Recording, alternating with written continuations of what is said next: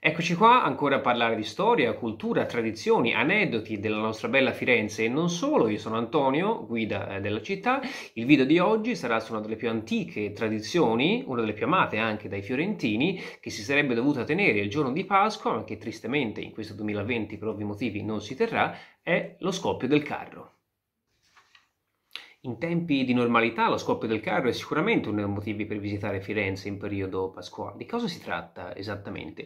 Beh, nella sua forma il carro ricorda una torre molto alta, ma in realtà rappresenta la struttura del carroccio medievale, ovvero i carri che venivano portati in battaglia dalle milizie medievali attorno ai quali si combatteva.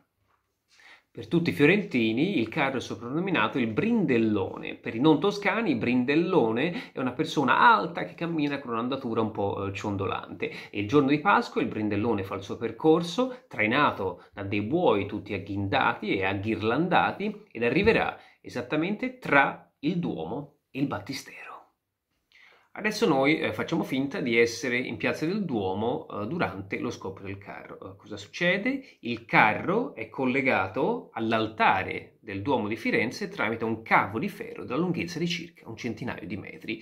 All'altare c'è un razzo a forma di colombina il quale verrà acceso da una torcia dall'arcivescovo di Firenze. La colombina, una volta accesa, dovrà fare tutto il suo percorso sino al carro, accendere le micce per far esplodere tutti i fuochi d'artificio e avere ancora carica sufficiente per rientrare dentro il Duomo arrivando sino all'altare nuovamente. Se tutto questo accadrà, la tradizione vuole che sarà un'ottima annata per i raccolti a Firenze e in generale un'ottima annata per la città. Ma come si è arrivati a questa importante tradizione fiorentina? A Firenze tutti questi eventi hanno una storia antichissima. In questo caso lo scoppio del carro è strettamente legato a una storica famiglia fiorentina, la famiglia dei Pazzi, e a tre pietre che sono state riportate indietro dal Santo Sepolcro durante la prima crociata.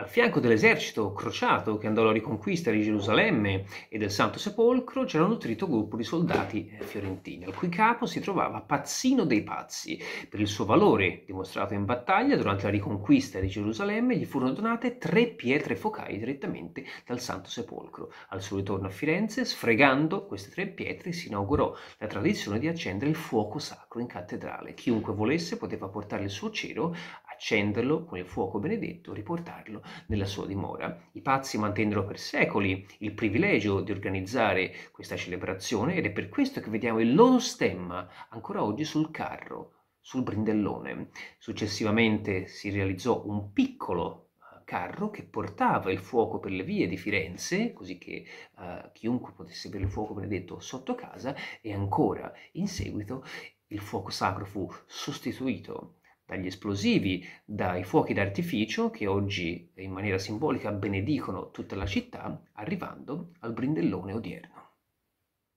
Per terminare, dove si trovano oggi le tre pietre? Le tre pietre si trovano dentro la chiesa dei Santi Apostoli, una delle più antiche di Firenze. Non siamo lontani da Ponte Vecchio, ma una delle zone meno battute di tutto il centro storico. Dentro potrete vedere questi tre importanti cimeli.